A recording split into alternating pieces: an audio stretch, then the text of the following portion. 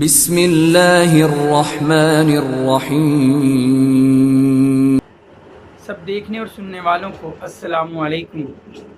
امید ہے اللہ تعالیٰ کے فضل و کرم سے آپ سب خیریت سے ہوں گے، اور ہمیشہ اللہ تعالیٰ سے میں دعا کرتا رہوں گا کہ آپ خیریت سے ہی رہیں۔ آج میری اس ویڈیو کا موضوع سنن ابن ماجہ کی حدیث نمبر 3452 ہے، 3452۔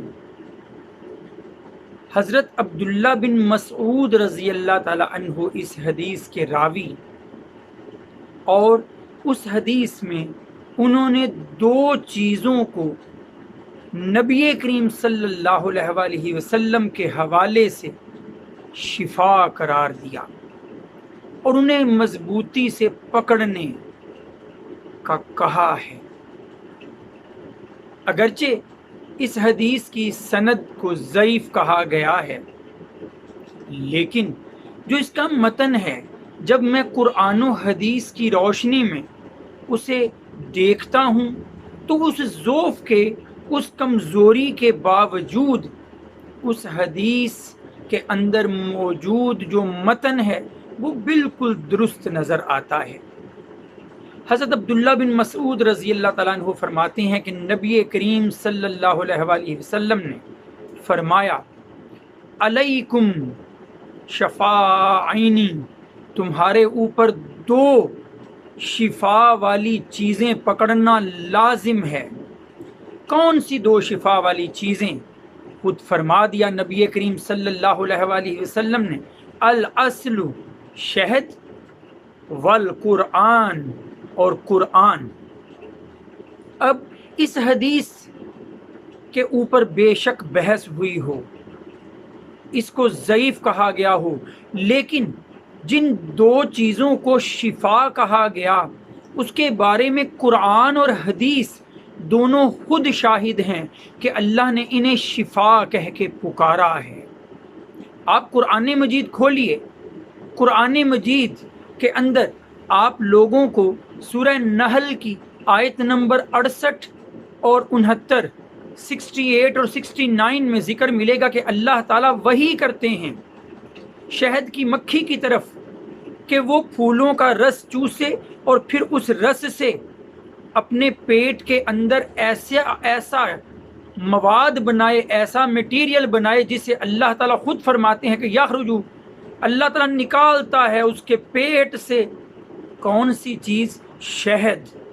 اور پھر خود اللہ تعالیٰ وہی فرما دیتے ہیں، فیہ شفاء للناس، اس میں لوگوں کے لیے شفا ہے۔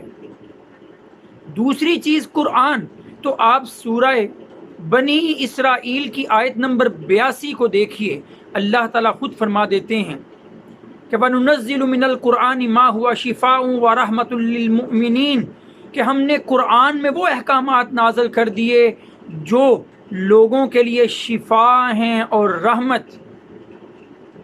پھر حدیث کی طرف دیکھیے، نبی کریم صلی اللہ علیہ وآلہ وسلم کی حدیث مبارکہ صحیح بخاری میں کہ ایک شخص نبی کریم صلی اللہ علیہ وآلہ وسلم کے پاس آتا ہے اور اپنے بھائی کے پیٹ درد کی شکایت کرتا ہے۔ نبی کریم صلی اللہ علیہ وسلم اسے فرماتے ہیں، جا اسے شہد پلا۔ وہ پھر آ جاتا ہے دوبارہ کہ درد میں افاقہ نہ ہوا، پھر فرمایا جاتا ہے شہد پلا۔ جب تیسری بار آتا ہے تب بھی یہ کہا جاتا ہے، اور پھر جب چوتھی بار بھی یہی کہا جاتا ہے تو چوتھی بار شہد پلانے سے اس کے پیٹ کا درد رفع ہو جاتا ہے۔ کہ انسان کا پیٹ تو جھوٹا ہو سکتا ہے لیکن اللہ کا کلام جھوٹا نہیں ہو سکتا۔ اللہ نے جب شہد کو شفا کہہ دیا تو یہ یقیناً شفا ہے۔ حضرت عمر رضی اللہ تعالیٰ عنہ کے بارے میں کتابوں میں لکھا ہے کہ انہیں تو جب کبھی کوئی پھنسی، کوئی پھوڑا بھی ہو جاتا جسم پہ تو وہ شہد کا لیپ بنا کر اس پھوڑے یا پھنسی پر لگاتے تو آپ کو شفا مل جاتی اللہ کے حکم سے۔ تو یہ شہد شفا ہے، قرآن شفا ہے، لیکن یہ شفا کن چیزوں کے لیے ہے؟ تو ذرا یہ بھی اسی راوی کی زبانی سن لیجئے جس سے یہ حدیث سنن ابن ماجہ کی موجود ہے۔